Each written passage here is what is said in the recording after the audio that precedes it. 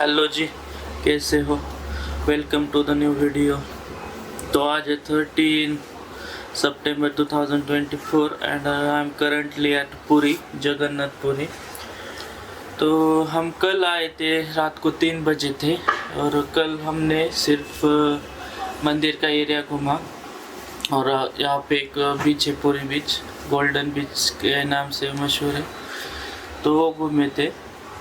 लेकिन आज हम क्या सोच रहे हैं कि यहाँ से 36 किलोमीटर की दूरी पे कोणार्क मंदिर है, तो वहाँ जाते। लेकिन एक प्रॉब्लम है कि यहाँ ट्रांसपोर्ट के लिए कोई बसेस नहीं है, गवर्नमेंट की बसेस नहीं है ना। तो मैं सोच रहा था क्यों ना रेंट पे एक स्कूटी ले जाए, एक 300 400 500 की 500 रुपये में, जो कि 1 डे वैलिडेशन के साथ आएगी। और उससे क्या होगा कि जो ट्रांसपोर्ट के लिए खर्चा होता है ना, वो तो होगा ही, लेकिन हमारा ना टाइम बचेगा। तो थोड़ी देर बाद नहा के जो नीचे वाले टूर्स एंड ट्रैवल्स होते हैं ना, उनके पास जाते हैं और देखते हैं कि वो स्कूटी दे रेंट कर पाते हैं नहीं। होनी तो चाहिए, क्योंकि यहाँ पे ना बहुत सारी पब्लिक है जो जगन्नाथपुरी के भगवान के दर्शन के लिए आते हैं। और यहाँ का मेन पॉइंट भी है कि वहाँ पे 36 किलोमीटर पे कोणार्क मंदिर है, और अभी मैं जहाँ पे हूँ वहाँ से 36 किलोमीटर पे कोणार्क मंदिर है, और यहाँ से 20 किलोमीटर पे चिलिका लेक है। चिलिका लेक देखना हुआ तो जाएंगे, और वरना हम उसे छोड़ देंगे, कोणार्क जाएंगे, फिर से मंदिर जाएंगे। आज स्कूटी रेंट पे मिली तो फिर से मंदिर जाएंगे, फ़ोटो खिंचवाएंगे ताकि हम उसको हमारे सोशल मीडिया हैंडल पे डाल सके। और हमारी सुबह 7 बजे हमारा चेकआउट है कल सुबह, और हमें फिर से यहाँ से भुवनेश्वर जाना पड़ेगा। तो टाइम ना गवाते हुए चलो चलते। मैं ना आपको एक बार बाहर का सीन दिखा देता हूँ। देखो कैसा सीन दिखा रहा है बाहर का। बीच दिख रहा है, बीच है, और ये सूरज निकल आया हुआ है सुबह के 6:30 बजे, 6:30 बजे। और ऐसा लग रहा है कि भाई दोपहर के 2 बजे इतनी गर्मी लग रही है। हमारे यहाँ क्या होता है कि नॉर्मली जब 6 बजते 7 बजते तो थोड़ा थोड़ा सूरज दिखने लगता है, लेकिन यहाँ पे तो भाई 5 बजे से तो हमारी खिड़की में से तो रोशनी आ रही, ऐसे रोशनी आ रही। और फिर क्या, हमें नहाया करते हुए भी जागना पड़ा। तो चलो अभी मैं क्या करता हूँ, नहाता हूँ और हम एक स्कूटी रेंट पे लेके चलते हैं कोणार्क मंदिर देखने। लो भाई, नहा के तो रेडी हो गए। एक्चुअली क्या हुआ ना, मैंने कल शॉप से एक नया शर्ट खरीदा था, ये रेड वाला, लेकिन अब मुझे पसीना इतना आता है और मॉइस्चर की वजह से ना यहाँ पे ऐसे वाइट धब्बे लगे, इसलिए मुझे तो नहीं लगता मैं आज इसे पहन पाऊँगा, उसे धो के पहनना पड़ेगा। So I am ready to go Konark temple. Currently it is 6:45 o'clock and हम चलते। चलो, यू आर रेडी, गो। तो भाई हो सकता है आने में थोड़ा लेट हो जाऊँ और रात के 7 8 या 9 भी बज सके। और यहाँ पे ना बहुत सारा मैंने अपने पे फैला रखा है, तो मैं क्या सोच रहा था कि जाने से पहले इसे समेट लेता हूँ। और मैं नहीं चाहता कि रात के 9 बजे मुझे ये कपड़े और सारा मैंने जो भी बाहर निकला है वो समेटना पड़े, तो इससे अच्छा है कि अभी समेट लेता हूँ और रात के 9 बजे आए तो सीधा सो जाता हूँ। तो चलो ऐसे समेट लेता हूँ, खाली ये टी शर्ट है वो छोड़ देता हूँ और बैग पैक कर देता हूँ, ताकि हम जब रात को 9 बजे आए तो सीधा खाना खा के सो जाए और कल सुबह 7 बजे की ट्रेन को जा सके।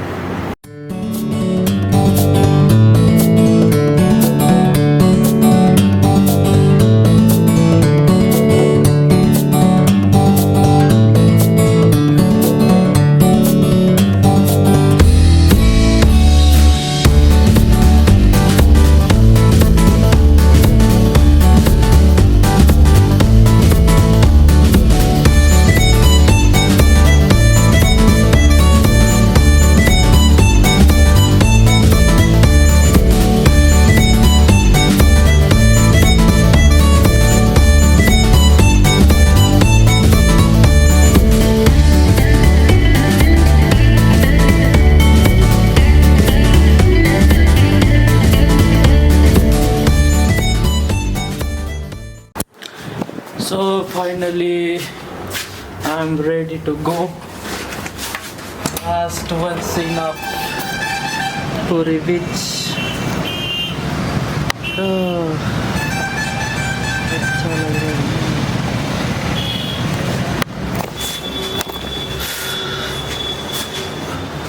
चलो चलते हैं अभी। चलो वहाँ पे बीच है, पूरा का पूरा बीच, ये मेन रोड।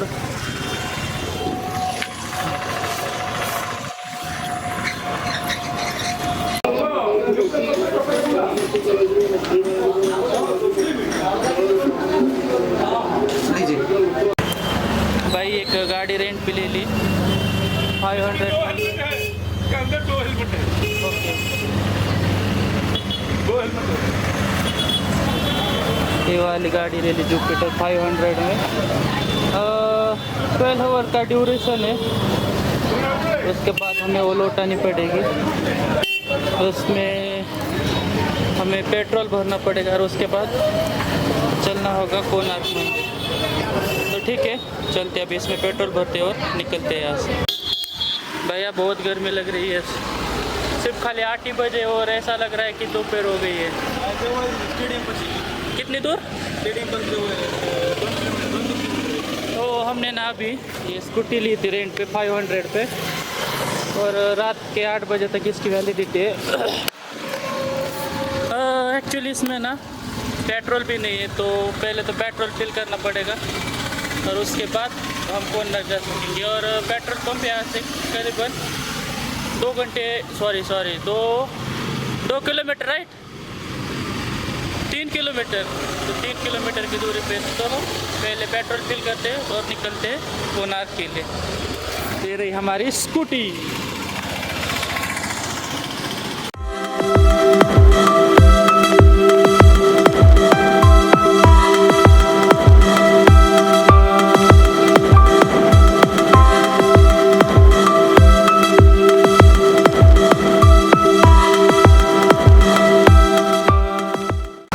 तो भाई 150 रुपये का टॉपअप करके हमने फ्यूल भरवाया जुपिटर में, और हम चल रहे हैं कोणार्क की तरफ। तो कोणार्क यहाँ से लगभग 30 किलोमीटर पे, और उसे जाने में पूरा 1 आवर लगेगा टाइम। और भाई एक बात बताओ, इतनी धूप लग रही है यार। एक तो हेलमेट पहनना पड़ता है। तो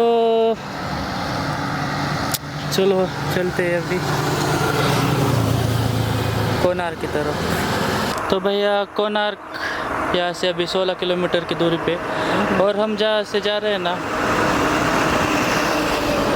वो रास्ता भी इतना कूल है ना भाई। ये देखो, पूरा का पूरा हाईवे और रास्ते के दोनों साइड भी ग्रीनरी है। अरे भाई मज़ा आ गया भाई। तो देखो यहाँ से पूरी 19 किलोमीटर है, और उसके अगले साइड पे लिखा है कि कोणार्क 16 किलोमीटर है। तो हम जहाँ से चले थे वहाँ से कोणार्क था 36 किलोमीटर, और यहाँ से 16 किलोमीटर है।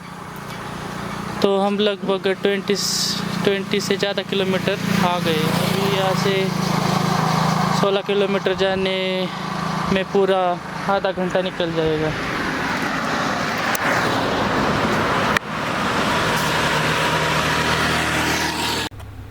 तो फाइनली 1 घंटे का सफ़र करने के बाद हम पहुंच जाते हैं कोणार्क सूर्य मंदिर। ये दूर से ही बहुत शानदार दिख रहा था।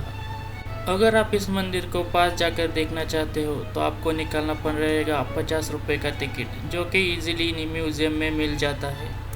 और वो टिकट आपको काउंटर पे दिखाना पड़ता है, तब जाकर आपको कोणार्क मंदिर में एंट्री मिल जाती है। और आपको मंदिर के साथ साथ म्यूज़ियम का भी लाभ उठाना है तो भी उसके लिए टिकट निकालना पड़ेगा, और तो उस टिकट का भी प्राइस है ₹40।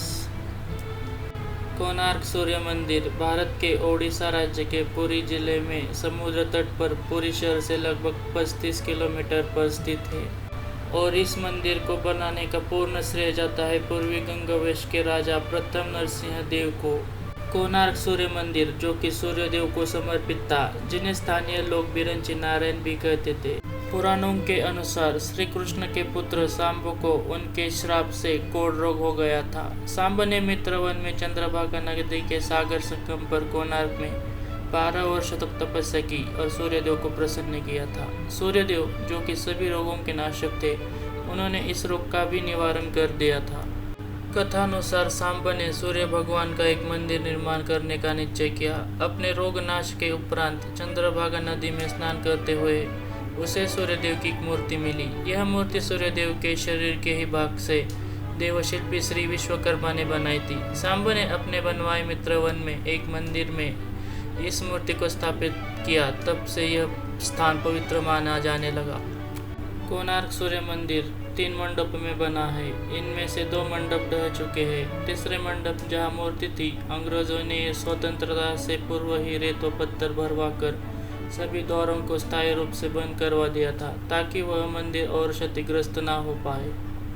13वीं सदी का मुख्य सूर्य मंदिर एक महान रथ रूप में बना है, जिसके बाहर जोड़े सुसज्जित पहिए है और 7 घोड़े द्वारा इसे खींचा जाता है। और यह मंदिर अपनी मुद्राओं और शिल्पकलाओं के लिए भी प्रसिद्ध। यह मंदिर अपनी कामुक मुद्राओं वाली शिल्पकृतियों के लिए भी प्रसिद्ध है। इस प्रकार की आकृतियाँ मुख्यतः द्वार मंडप के द्वितीय स्तर पर मिलती है और वहाँ के म्यूजियम में इस मंदिर और मंदिर के आसपास के इलाकों का एक छोटा सा मैप भी उपस्थित था। भाई ये तो सब नया बनाया इन लोगों ने, हाथ से बनाया, मॉडर्न आर्किटेक्चर है बस खाली। ये देख रहे हो, सब नया है यह नया। क्योंकि पुराने ज़माने में जो डिज़ाइन थी ना, बहुत अलग थी। एज वेल एज ना वो बहुत ऐसी फटी थी, जैसे कि यहाँ से क्रैक गए हैं, हाथ तो तलवार जो है वो टूटी हुई है। ये सब नया बनाया इन लोगों ने। बहुत बड़ा म्यूजियम है भाई इनका। ये वॉल देखो, अभी देख रहे हो, सभी नया बनाया है, सभी नया। ये जो स्टैचू देख रहे हो, सभी नया बना इन लोगों ने हाथ से, अभी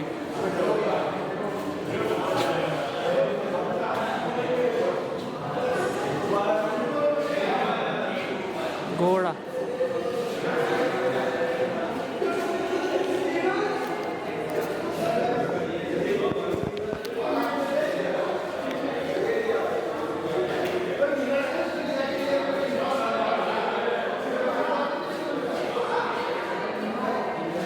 रथ युद्ध का हो या हो जीवन का, मैं तो हमेशा सारथी रहूँगा पार्थ।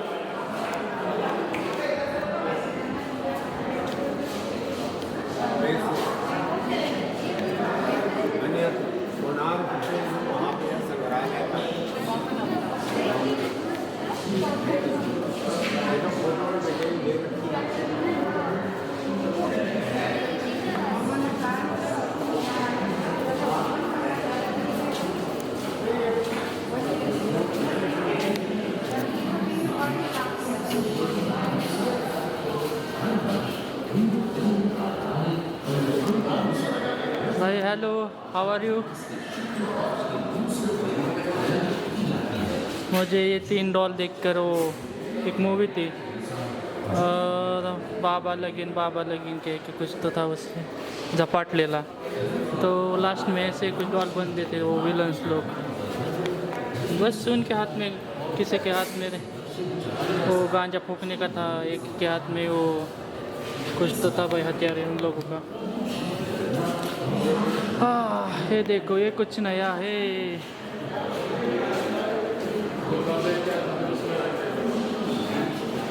पुष्पक विमान, सॉरी इसको कहते बोइट।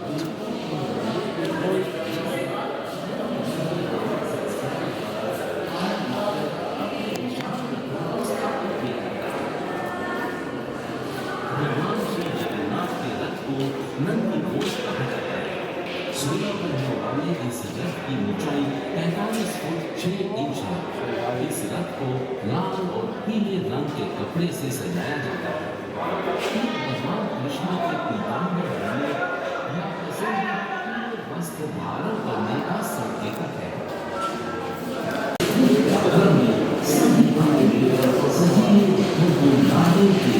जगन्नाथपुरी के 3 टेम्पल।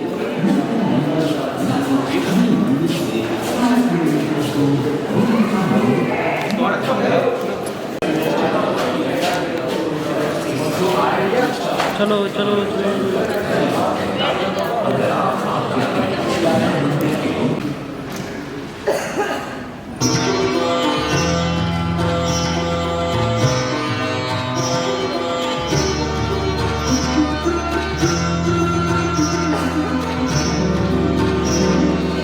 ये भारतवर्ष है जिसे दुनिया कभी विश्व गुरु के रूप में जानती थी।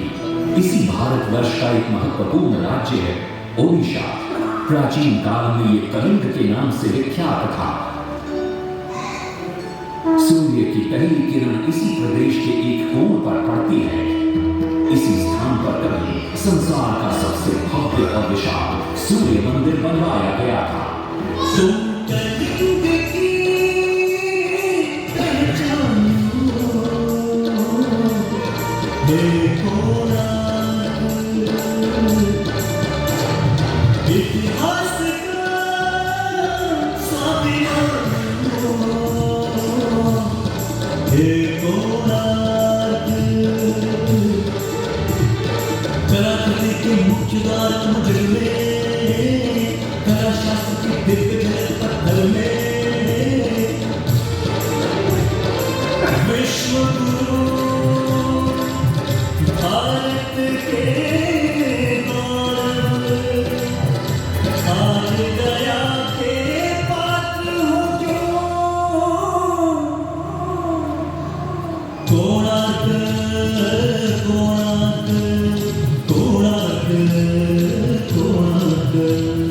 सैकड़ों साल पहले की बात है। पुरातात्विक दस्तावेज के तौर पर संग्रहित पुस्तक मादला पांजी और बाया चकड़ा में उल्लेख है कि 13वीं सदी में गंगवंश के राजा लांगुला नरसिंह देव ने इस सूर्य मंदिर का निर्माण करवाया था।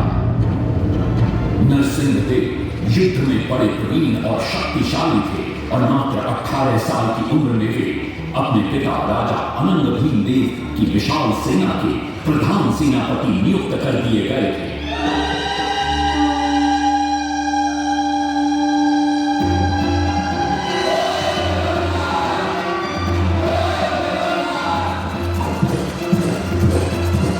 सेनापति बनने के बाद नरसिंह देव ने अपने कुशल नेतृत्व से दक्षिण के कई आक्रमणकारी राजाओं को युद्ध में हराया।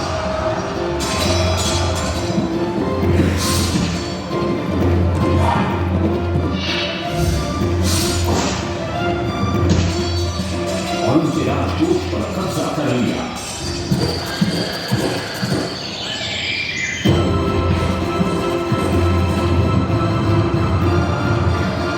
तत्पश्चात उन्होंने विजय पूरा, जिसे आज हम वारंगल के नाम से जानते हैं।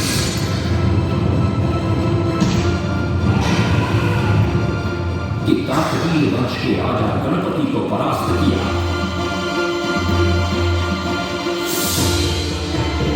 और उनके राजकोष पर भी कब्जा कर लिया। 3 वर्षों तक निरंतर युद्ध के पश्चात जब वे बहुत सारी धन संपदा लेकर कलिंग लौटे तो राजमहल में उनका भव्य स्वागत हुआ।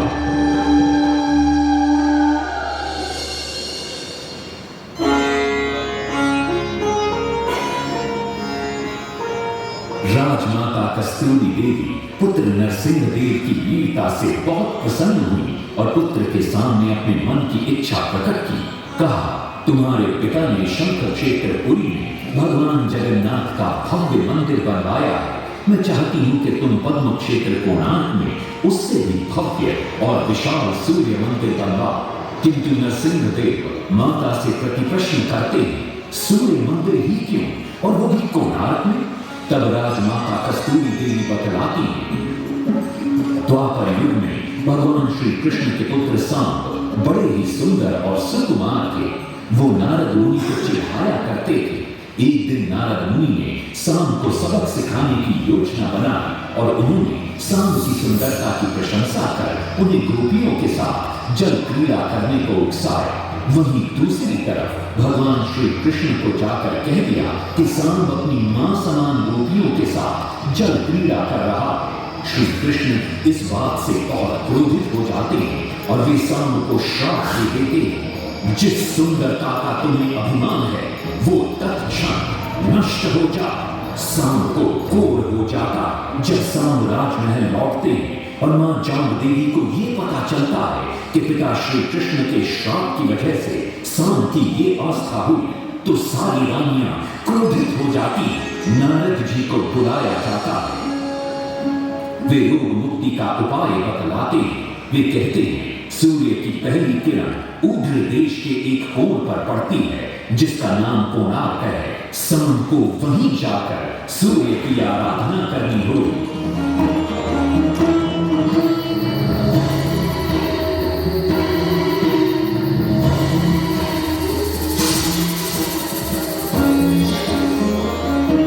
बहुत ही लंबी और कठिन यात्रा के पश्चात सांब अपने सैनिकों और सेवकों के साथ कोणार्क की चंद्रभागा नदी के तट पर पहुंचते हैं और नित्य प्रातः स्नान के बाद सूर्य की आराधना आरंभ करते हैं।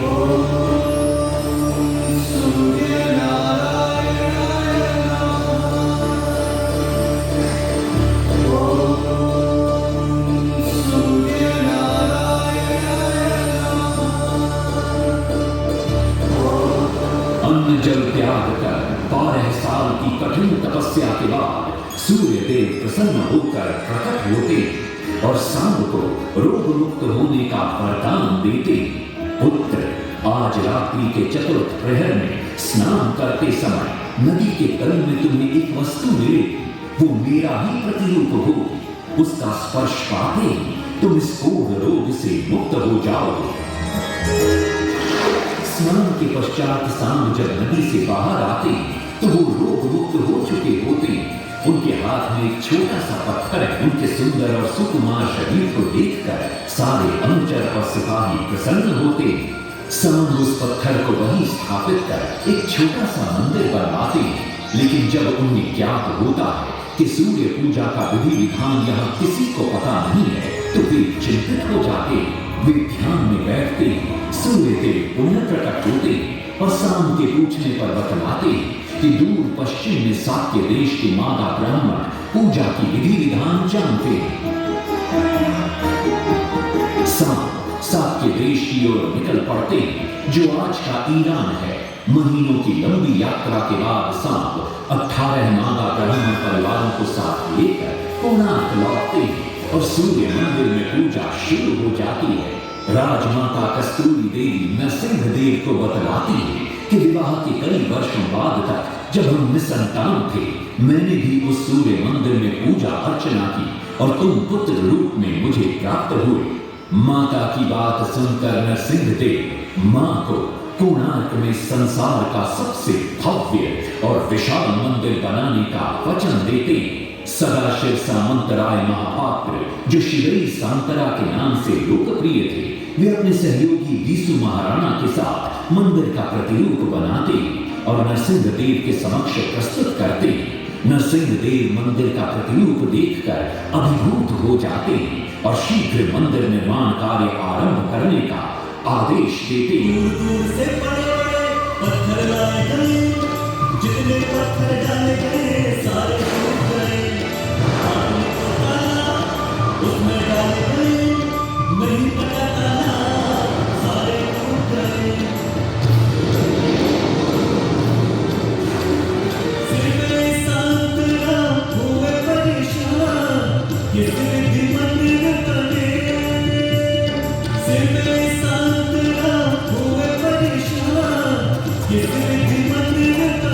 एक दिन वे चिंतामग्न कोणार्क लौट रहे थे, तभी उन्हें प्यास महसूस हुई। उन्हें पास ही में एक कुटिया दिखाई पड़ती है जहाँ एक बूढ़ी औरत से उनकी भेंट होती है। शिवई सांतरा पानी मांगते हैं। बूढ़ी औरत पानी के साथ गरम गरम भोजन भी लेकर आती है। वे थाली के बीच में हाथ डालते हैं जिससे उनका हाथ जल जाता है। तब वो बूढ़ी औरत मुस्कुराकर कहती है, तुम तो श्रीदेवी सांतरा की तरह बीच से भोजन उठाकर खा रहे हो। ये सुनकर श्रीदेवी सांतरा को अपनी भूल का एहसास होता है। माता रामचंद्र ने उपाय सुझाया, समझे श्रीदेवी सांतरा।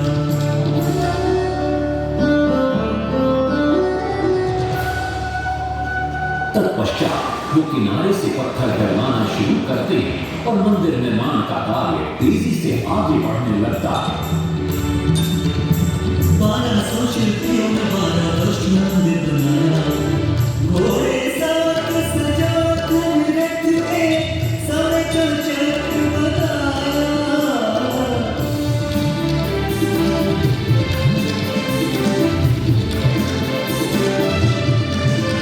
दूसरी तरफ कलिंग के उत्तर के राज्यों के नवाबों के बार बार राज्य पर आक्रमण हो रहे थे। इन आक्रमणों से क्रोधित होकर नरसिंहदेव अपनी विशाल सेना को लेकर युद्ध के लिए निकल पड़े।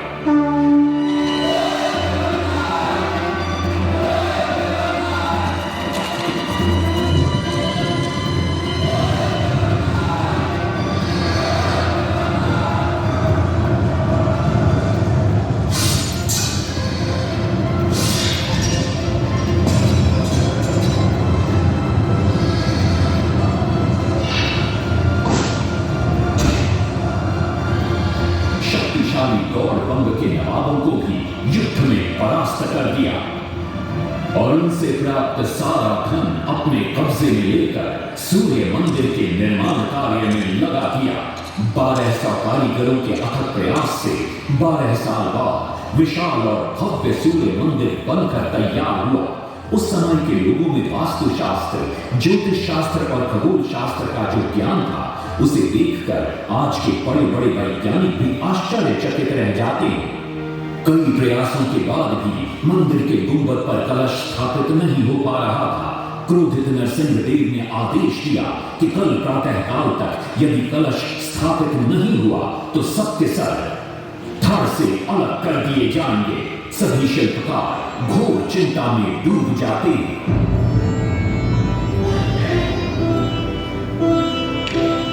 दूसरी तरफ मुख्य शिल्पकार बीसू महाराणा का 12 साल का बेटा धर्मपद सूर्य मंदिर के प्रतिरूप पर कलश बिठाकर प्रसन्न होता है और मां के सामने अपने पिता से मिलने की इच्छा व्यक्त करता है। मां अपने बागीचे के बेर पोटली में बांध कर देती है और कहती है, अपने कुत्ते बलिया को साथ लेकर कोणार्क जा। बलिया अपने मालिक को पहचान लेता है और बीसू महाराणा से निपट जाता है। धर्मपद अपने पिता को प्रणाम करता है और अपना परिचय देता है।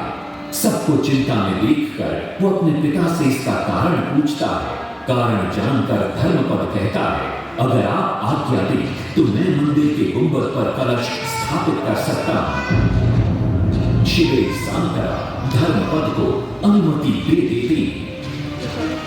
धर्मपद गुंबद पर चढ़ जाता है और कुछ ही समय के प्रयत्न के पश्चात वो कलश को स्थापित करने में सफल हो जाता है। गुंबद पर कलश स्थापित होते नीचे गर्भगृह में चारों दिशाओं में लगे चुंबकों के आकर्षण से सूर्य महाप्रभु की मूर्ति शून्य में स्थापित हो जाती है। सब धर्मपद को कंधे पर बिठाकर खुशी से नृत्य करने लगते हैं। तभी कुछ कारीगर इसका विरोध करते हुए कहते हैं, अगर सुबह राजा को ये पता लग गया कि इस बच्चे ने कलश को स्थापित किया है तो किसी का बचना संभव नहीं है, इसलिए धर्मपद को मरना होगा। इस बात से श्रीदेवी सांतरा बड़े क्रोधित हो जाते हैं। भीषण वाद विवाद छिड़ जाता है। ये सब देखकर धर्मपद गहरी चिंता में पड़ जाता है और वो सोचता है कि यदि मेरे जीवित रहने से इन सब का सर काट दिया जाएगा तो इससे अच्छा है कि मैं आत्म बलिदान कर दूं ताकि सबके प्राण बच जाएं। और उसी पल धर्मपद नवनिर्मित सूर्य मंदिर के शिखर पर चढ़ जाता है। महाराणा के सुपुत्र धर्ममान कलश बिठा के त्याग दिए निज प्राण, शिल्पियों का मान बढ़ाया। वास्तुशास्त्र के अनुसार बना सूर्य मंदिर।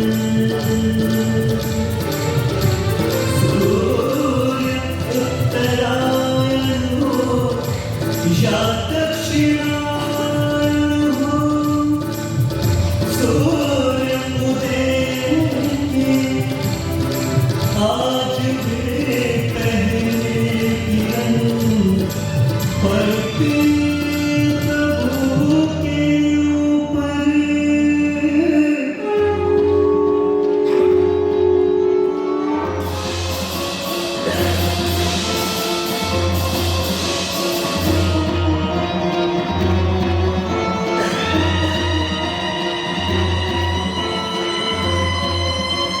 तभी वहां नरसिंहदेव भी आ पहुंचते हैं।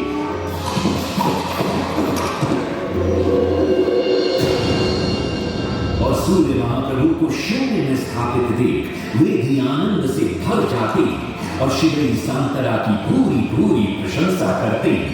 वो ये भी घोषणा करते हैं कि माघ शुक्ल पक्ष की सप्तमी को मंदिर की प्राण प्रतिष्ठा की जाएगी। लेकिन श्री शांतरा कहते हैं, राजन तिथि तो अच्छी है, लेकिन मंदिर की प्राण प्रतिष्ठा के लिए ये शुभ नहीं है। किंतु राजा अपनी बात पर अड़ जाते हैं। श्री शांतरा को दुख होता है और कोई वाद विवाद किए बिना वे हमेशा के लिए वहां से चले जाते हैं।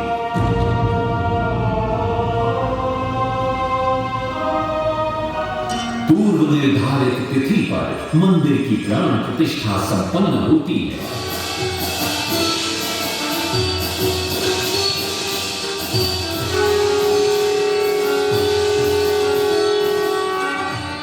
लेकिन कुछ दिनों बाद अमंगल होना शुरू हो जाता है। सबसे पहले विराट सिंह की मूर्ति नीचे आ गिरती है। तत्पश्चात मंदिर की शिलाओं का गिरना भी शुरू हो जाता है। नरसिंहदेव को अब समझ में आता है कि श्री शांतरा का कहना सही था, लेकिन देर हो चुकी थी। बहुत साल बाद मंदिर के आसपास जंगल उगा और ये मंदिर घने जंगलों के बीच छुप गया। जब अंग्रेजों ने जंगल के बीच इस मंदिर को देखा तो उन्होंने इसका पुनरुद्धार किया। आज आप उसी विशाल मंदिर के भग्नावशेष देख रहे हैं। ये है इस प्रसिद्ध मंदिर की कथा। अब इस कथा में कितनी सत्यता है और कितनी कल्पना है ये तो किसी को नहीं मालूम, लेकिन ओडिशा की जनश्रुतियों में यही कथा विद्यमान है।